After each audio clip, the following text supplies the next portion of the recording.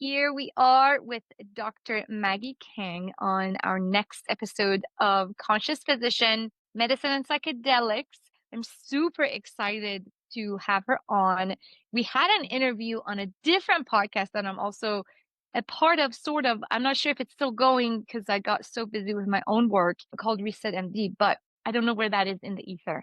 So we decided to do an interview for Conscious Physician, and Dr. King has a beautiful and very inspiring story that I wanted our listeners to connect with and take it away, Dr. King. Tell us about yourself and tell us how you got on this wonderful path and challenging one. Thank you. I'm so happy to be here. So I'm Dr. Maggie Kang, and I guess the story basically started when my daughter was 9 years old, and she's currently 15. And at 9, she was diagnosed with a rare disease, and it was a really life altering event. Clearly, I remember leading basically a normal life as you might refer to it, and she was healthy. We were on a ski trip, and then she just suddenly became sick, very nonspecific symptoms of nausea and vomiting and just not wanting to eat and sort of a lot of fatigue. So we had no idea what it was. And so we brought her to the ER and she had an MRI and of her brain. And because I'm a radiologist, I saw her images and we knew at that point that we were not dealing with something that was going to go away overnight. So that was the start of our long journey. And I'm a radiologist, so I And thought I you're was right. in that. Yes. Seeing the MRI myself, in the middle of the night, it Gosh, was I actually can't imagine. midnight. I know. It was, I still feel that panic, that feeling of just frozen shock at seeing my daughter's images. Oh, Yeah. And can I ask you what you saw in that moment? And then we're gonna fast forward because we're not there anymore. You're right. in a whole different space that's so much more beautiful. But I would love for the listeners to know a little bit about your journey to how you got to this point. Sure. Did you want me to describe the images first? Was that Yeah, the your question? images, Yeah. sure. What did you Okay. see that was like, oh my So gosh? shocking, right? Well, typically all of our tests up till then were negative. So I was thinking that it was going to be negative and it wasn't. So there were a lot of very kind of large patchy areas of abnormal signal. It's kind of hard to describe because most people probably don't know what an MRI looks like, but most of it is like different shades of gray. So her stuff was like a lot of like really white stuff on what we call, I guess, the fluid sensitive sequences. And so that indicates a lot of pathology of disease, which really at that point looked like it could be inflammatory, infectious, and maybe some very odd, lymphoma. But really, this thing turned out to be inflammatory in nature, but one disease that I'd never even considered because it was a disease that I had only heard of in the adult population. And even in that case, it was so extremely rare, it never even occurred to me that my 9-year-old daughter could have it. So, needless to say, all of that happened and she was in the ICU and she couldn't, because her cranial nerves were involved in her brainstem, she wasn't able to speak or eat and she had her right arm paralyzed. And she, at that point, basically lost consciousness and she went into sort of a coma-like state. So that was that. She was there for about 5 weeks. We weren't sure how things were going to go, but she did get the diagnosis and we were able to intervene in time and she recovered, although it was a very long recovery. We did come home and she wasn't in school right away. Many, many weeks of like working to get out of the wheelchair and trying to pick up the lacrosse stick and trying to eat regular foods when she could get her swallowing mechanism back up to speed and a lot of speech pathology to help her kind of enunciate and hold a pencil. It was just so much of the basics that we had to learn. It was very traumatic to go through that. Yeah, and with a child who was just fine. I Yeah, yeah, yeah, know. yeah. I know. It just breaks my heart as a mom to see any mom seeing her child in pain. Course, of course. And how is she doing now? Oh, so now, so she's 15, fast forward many years. She's great. I mean, has really turned this experience into something I think very powerful and positive. I mean, she wrote this book about her experience in the hospital. It's called My Hospital Story. She wrote it because she wanted to read a book about other teens or tweens having a similar experience in the hospital, but she couldn't find one. So she wanted to write the book that she needed to read. Because really, I think one of the most challenging pieces of all of this is loneliness. I think with the teen Mm. or a young child, or even myself as a mother, just kind of going through something rare means, just by definition, that not a lot of other people are having that same experience. And it's so hard to connect with another person when you want to be understood, and people obviously can't. So that was her way. And so she worked with her fifth grade teacher and Wow. got this book together. It was basically a series of her journal entries. And so she published it. And I think it's been really helpful. They put it in a lot of children's hospitals, and even a lot of adults through our foundation have really enjoyed reading her story. And it definitely resonates with adults just as much as it does with kids. Oh, that's so inspiring. That's so inspiring. And so tell me, I mean, as your role as a mom, because, yes, our focus is always on our children and their well-being, and that's our world, right? And then Yeah. there's a point you don't really think about it when the kids are fine, right? And then something like this happens that is just completely out of the blue. Oh, what did you do for you to be able to get through such a Mm. challenging time? Yeah, well, at first, if you saw my TEDx talk, you'd know that I didn't manage it very well at first. I think I went through a lot of the very sort of typical ways maybe moms think about things. Like I think we take a lot of burden of responsibility upon ourselves, that if we see that our kids are not thriving or struggling in any way, I think that maybe as moms we take on too much of that responsibility. And I personally did, and I felt like somehow I had overlooked something and I didn't do my job quite right, or else my kid would not be in the ICU on the verge of death, right? I mean, I was a physician, I was her mom. Why didn't I see this happening sooner? Why didn't I take her to the ER sooner? Why hadn't I entertained this particular diagnosis? And a lot of those things aren't necessarily rational, but I really struggled with that. And it was, I think, as I referred to in my TEDx, that it was my creation of suffering based on the pain that I was feeling, because I guess to some extent, I was in a little bit of denial. I did not want to experience that pain. But when I learned some of the coaching principles to sort of move out of my suffering, some of the tools that I used were to really ask myself powerful questions like, here we are, I can accept that this is happening now, and that worrying about whether or not I could have done something better is not useful. It's just not serving our situation. How can I show up as a mom for Nell, my daughter? Like, what can I do? Who can I be to be a better mom to her and help her in her recovery? So I think that asking myself questions like that was very powerful, because it sort of put my mind on a pathway to considering options. And in my view, those options became, do I hire, and I did, I hired a trauma therapist to help her manage some of her emotions and try to help her transition to school. Because really, after we addressed the medical and the physical aspects of her health, like the mental piece was, and, that ends up being its whole nother sort of world of support and therapy. And I guess I partly was not even anticipating that. When Nell first went to school, it was a very rocky transition. And I would get calls from her school saying I needed to get her early because she wasn't doing well. And this was very traumatic. So in those moments, I just said, well, what can I do to support her? And I ended up reaching out to a pediatrician friend. I even had my acupuncture friend also help her out too. And so Nell received acupuncture, which was really amazing, because it turns out, so Nell has an autoimmune neurologic disease.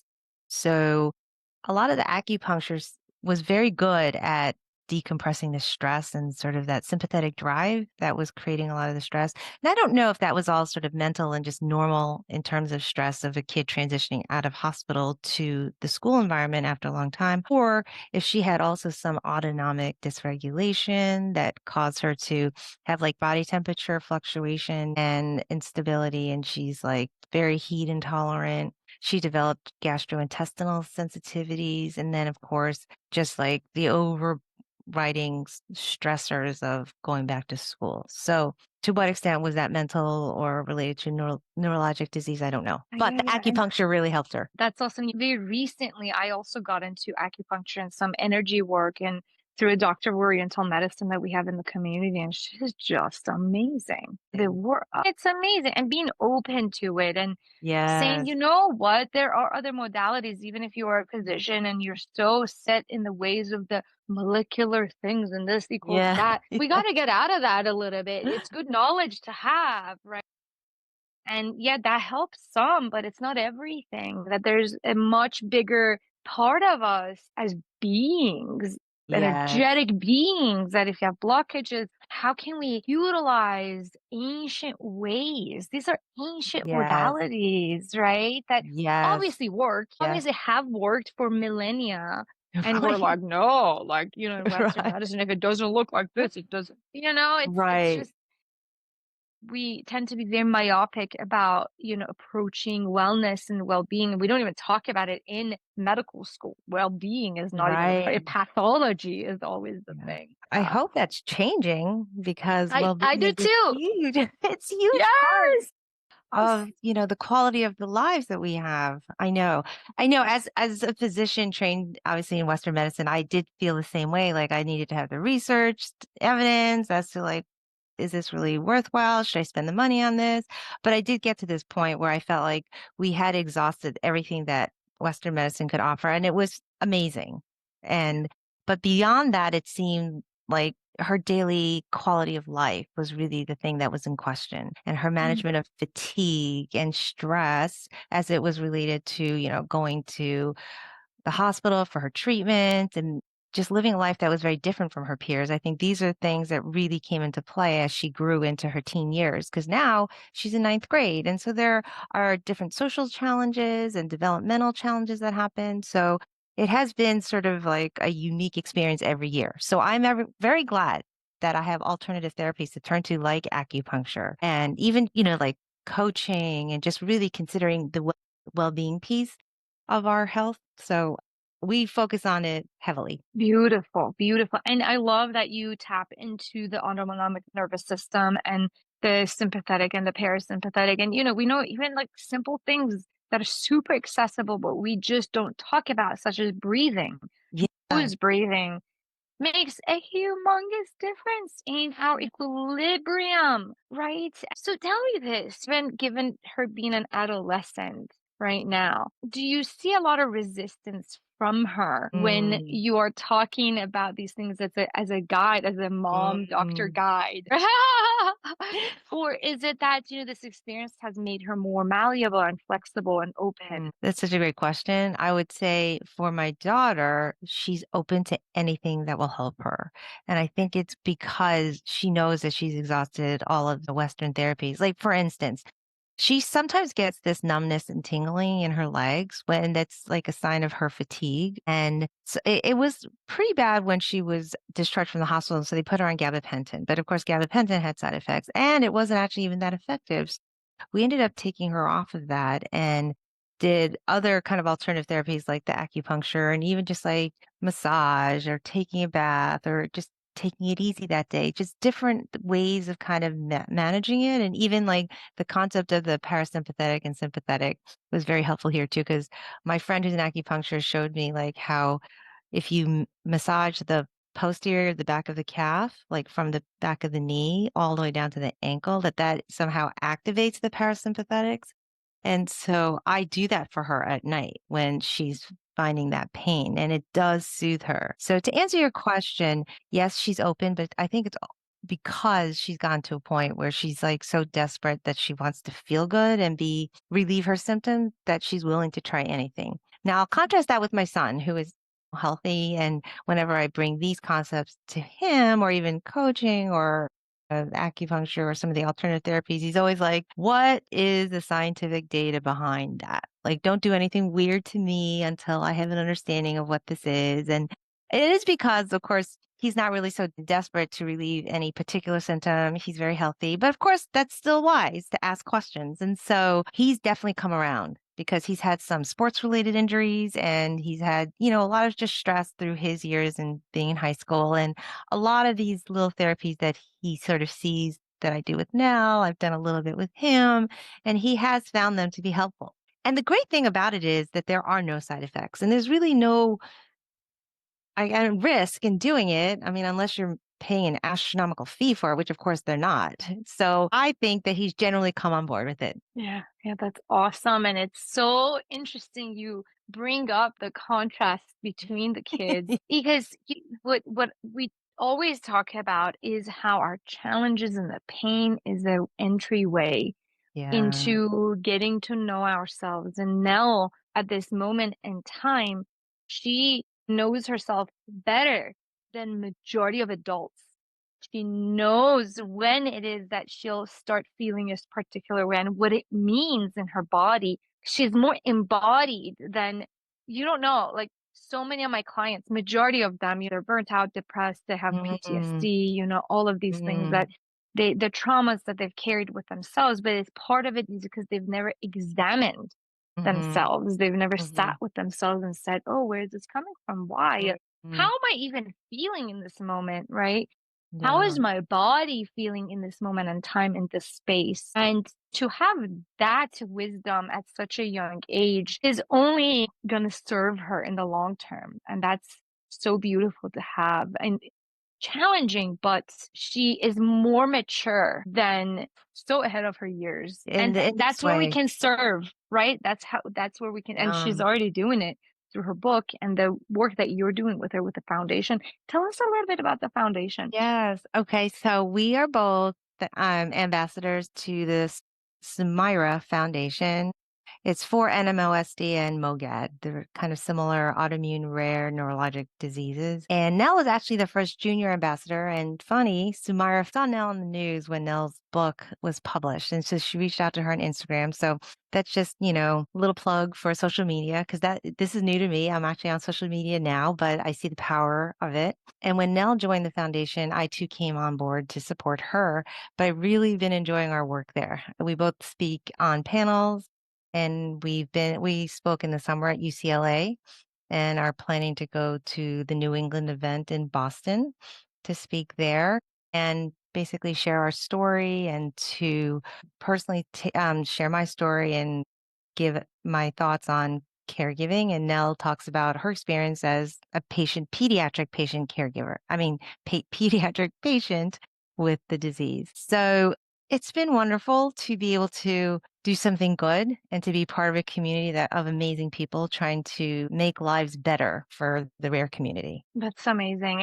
Do you feel a lot more bonded because of these Yeah. activities? Oh, yeah, such a Oh, beautiful yeah. call. Yeah. So we get to spend a lot of time traveling together and talking about our events. Yes. Nell, actually, she's even done more. She's done some artwork. Actually, that's interesting. She shifted from becoming a competitive lacrosse player into becoming an artist, which is just that also is amazing because I don't know that she would have discovered that aspect of herself had this not happened. And so she created this beautiful sculpture of an elephant. And she called it the elephant in the room, referring to the idea that, people don't want to talk about rare disease because it can be uncomfortable. And so she presented it and she was awarded a Rare Artist Award at last year's event in Washington, D.C. It was called for Rare Disease Week. So that's a legislative advocacy opportunity that she and I both participate in every year. That's incredible. That's Yeah, incredible. thank I mean, how you. beautiful to find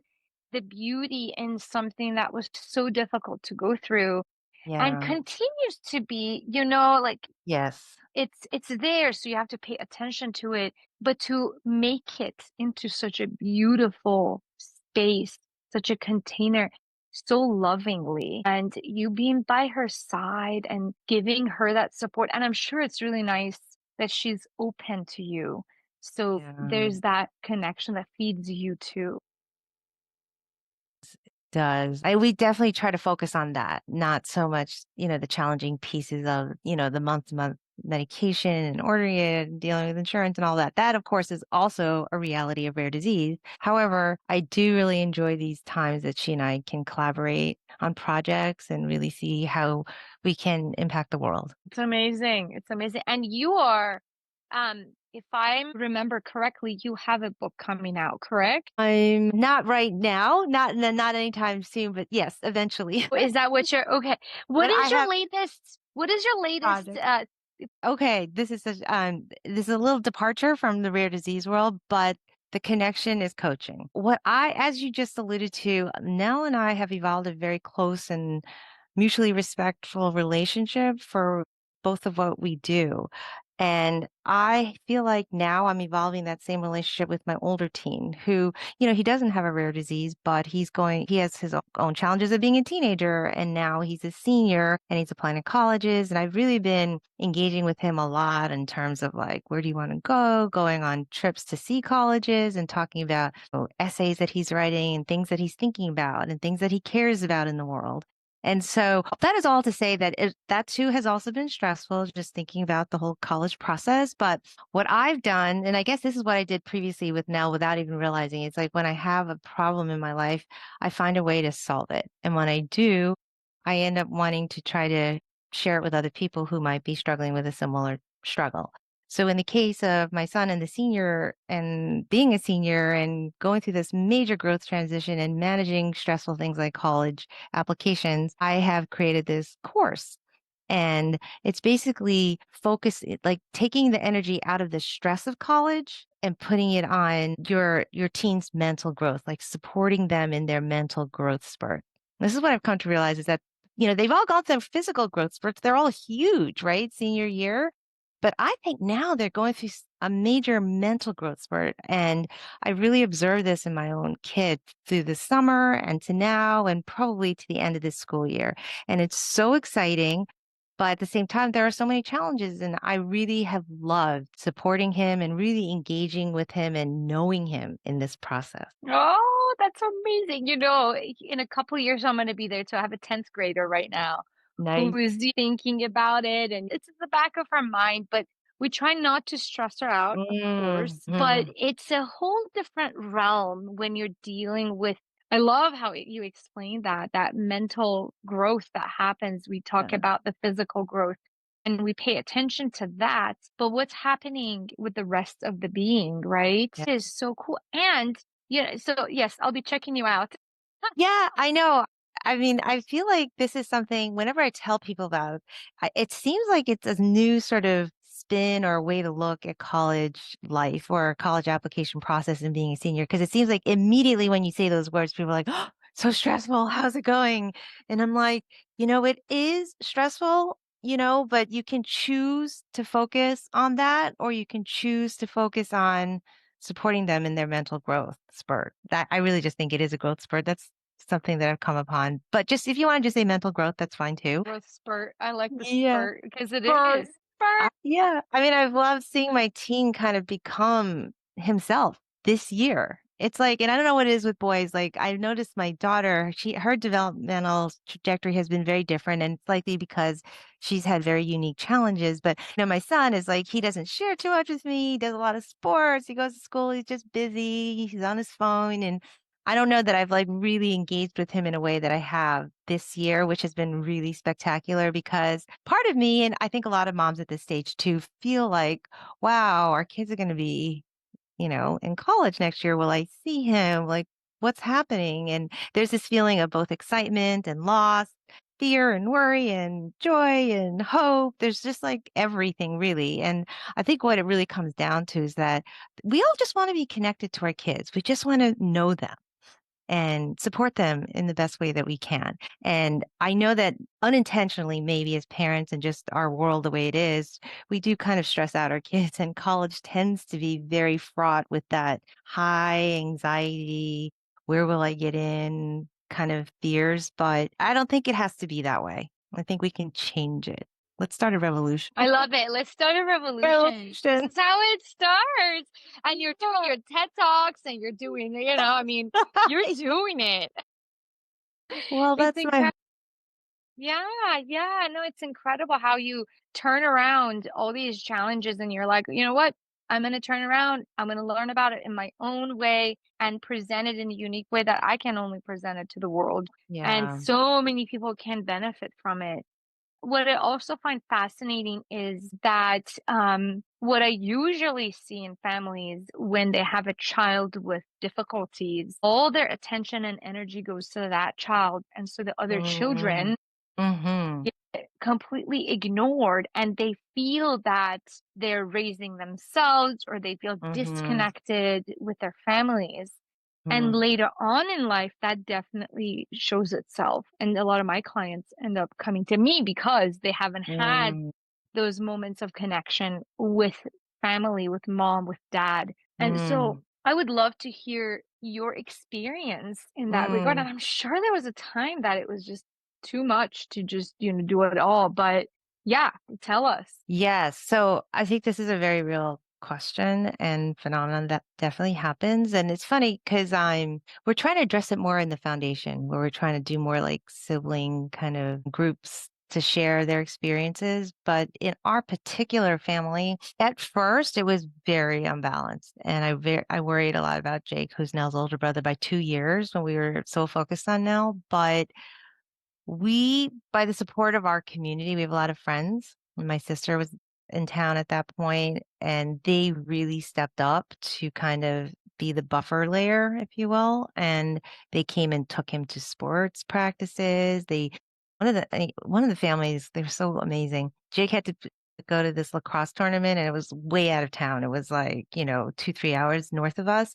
And there was no way that we could take him, and this was during actually COVID when Nell got sick again. And so they they came to pick up Jake, and they all wore masks in the car, and all four windows were down in their truck. And it was very cold. I think it was still kind of like March, April, and they did that for him. So I think Wow. it's, like your friends and your community and extended family, everyone steps up. Also, I would have to say for in our case, Jake is also very flexible. Like, I think if he had a different personality, it probably would have been more challenging and we would have still managed, but he is actually very flexible.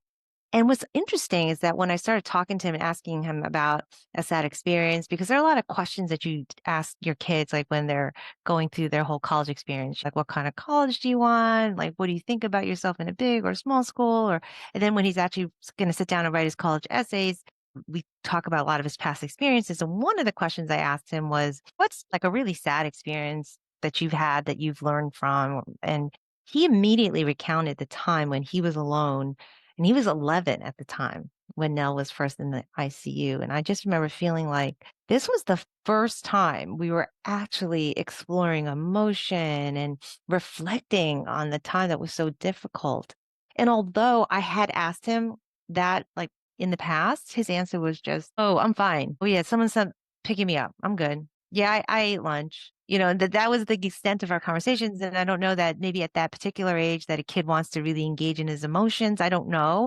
But it wasn't until years later when he's basically 17 that we were able to kind of get into it. And it was amazing. All the things that he was recounting, the detail that my sister came over and brought him his mint chocolate chip ice cream from Baskin Robbins, that Oh, he was studying for midterms with her and she was quizzing him and all this while Scott and I were at the hospital with Nell. So this is what I mean about the value of like really engaging with your teen at this point in their lives. Cause I do think in their final year of high school, maybe because they know they're going away to college or because this is just where they are emotionally or because they have to write the college essay, they're very much more introspective, I think. And so I was really able to get into some fantastic conversations with him. So specifically, I probably did not mention this originally. In the course that I'm creating actually was to leverage the college essay specifically, to use that as an opportunity to really engage because it's a time where they have buy-in and they're a little bit stressed and feeling vulnerable about the process. This is, of course, not to write the essay for them or to tell them how to write one or make them choose a topic that you want. It's totally about the kid. It's just about how we ask questions and help them to really dig in and share their own personal insights on things that have happened. And I learned a lot of things about him that I would have never. And it's not to say that he didn't want to share them with me. They just don't come up in day-to-day conversations, right? totally, totally, totally. There's so many things that I have to ask you, specific Yes. three things. Yes. One, I love that you mention the power of community Mm. with heartfelt connections where they Mhm. step up when challenges come about. There's in fact a study called the Rosetta study that is based in Pennsylvania, done by Mhm. a cardiologist. It was a longitudinal 50-year study where they looked at the social solidarity in this Italian immigrant community in Roseto, I believe, Roseto, Pennsylvania. And this Mhm. is in the 1950s. That decreased overall mortality by 35% and cardiovascular mortality by 35%. And What? guess what? They were eating all the carbs, all the pasta, all the meat with fat, all the meat. They were smoking like chimneys and they were drinking all the time together. And what he found, this cardiologist found, was like, oh my gosh, this community has a very low mortality, all-cause mortality and Mm, cardiac mortality. And so he studied them compared to the mm, rest of America, who were given all kinds of guidelines of, eating a low-fat diet and, not mhm, smoking and not mm, drinking. They were doing all the bad things. And here we are, they had much better health and well-being. And they concluded at the end of the 50 years is that the social solidarity and also mm, each person had about 12 people that they could pick up the phone and call up and say, hey, I'm in trouble. Like, I need help. And they could do that with mm. 12 people in the community. And as the Wow. kids grew up and left for college, Mhm, then we saw, and the elders started dying. This is a multi-generational mhm. situation, community.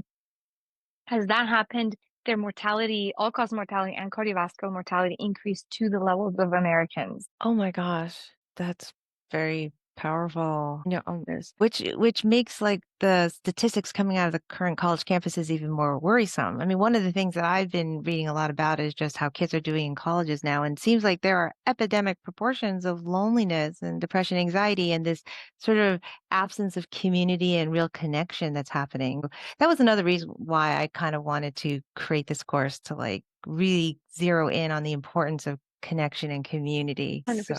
wow, that's a very compelling research study. It's very compelling. It's in my book. I'm like, this is a Mm, landmark article that we have not mm, looked at. mm, And now I'm like bringing it in. I right. talk about it everywhere because and look it up at the I Rosetta will. effect. It might have been, in passing, there's a PBS special on it that they aired many years ago. But the power of community, and that's what I keep bringing in for my grader is in school, be as involved as you can be, Mm, engage with interests, and through your interests then you can engage with that particular community mm, of kids. One thing that was really life changing for us was she was feeling very lonely. I believe it was in ninth grade, and she just mentioned in passing, oh, I played on drums and it was fun. And I was like, what did you say? Did you like drums? And she was depressed. I could tell, like, from mm, where she was, but mm, she didn't want to share all the things, and I understand. mm, And we give her the space that she needs, but at the same time, you're like, we got to engage you back. How are we mm, going to inspire them back into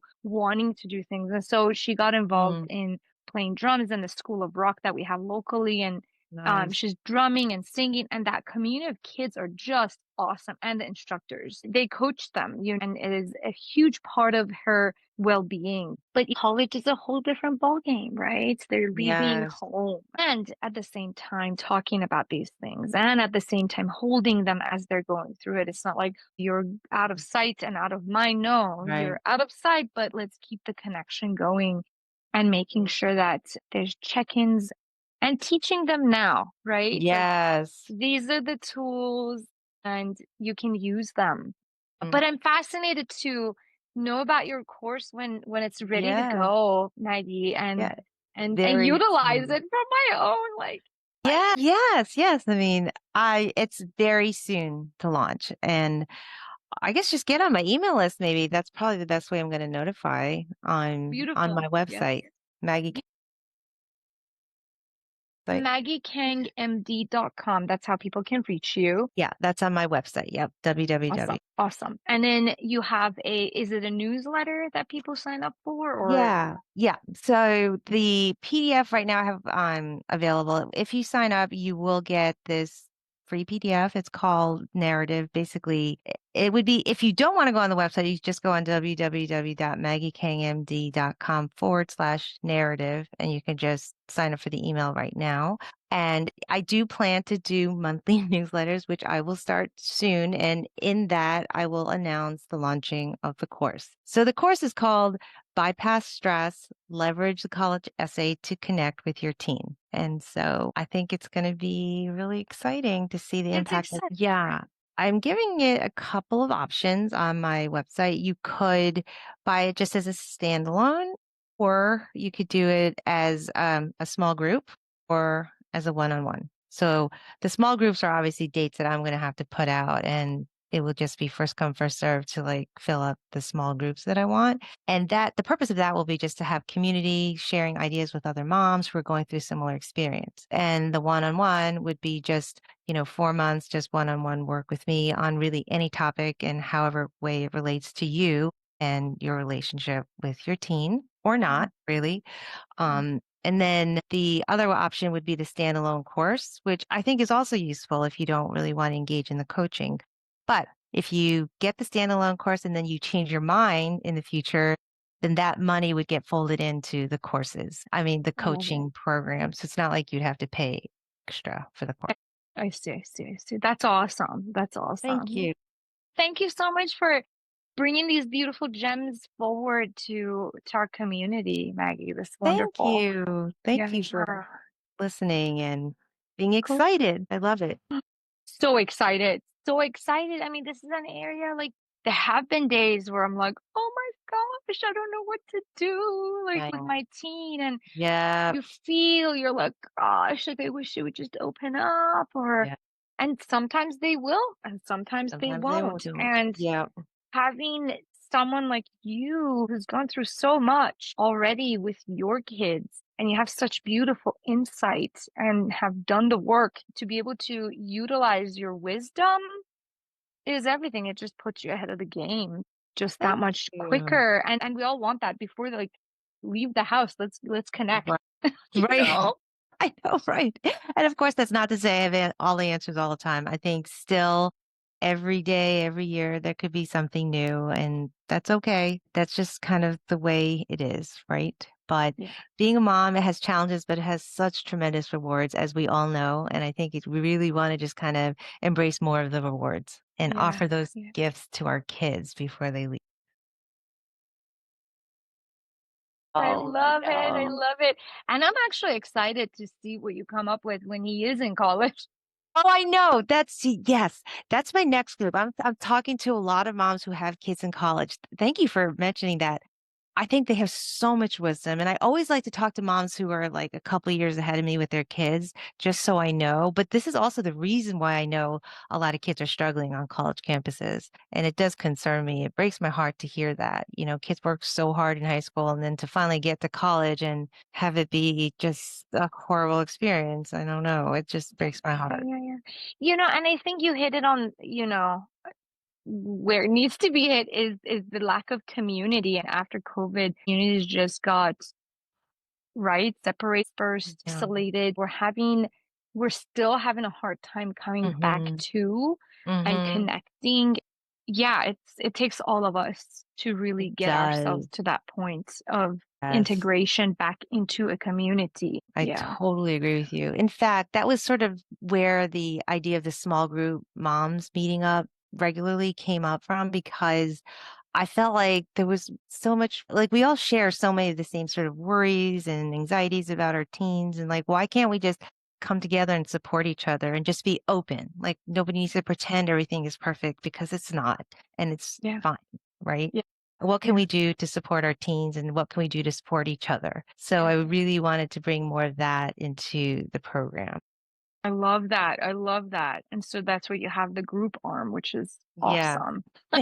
Super excited for all Thank of it, for you you. and for us too, you Thank providing this. you. I will be sure to sign up for your email list so that we Thank can you. keep the contact going and I'll know when to sign up. Excellent. Excited. Awesome. Of course, of course. Well, thank you so much for being here with us, Dr. Kang. It Oh, was thank you. lovely hearing your story and it's so heartfelt and so real. It really speaks to, it's a heartfelt connection that is being spoken to. So thank you for your authenticity. Thank you. Thank you for having me. It's always a pleasure to talk to you. Yeah, same. Have a great rest of your day. Same to you. Thank you. Thank you. Bye. Bye.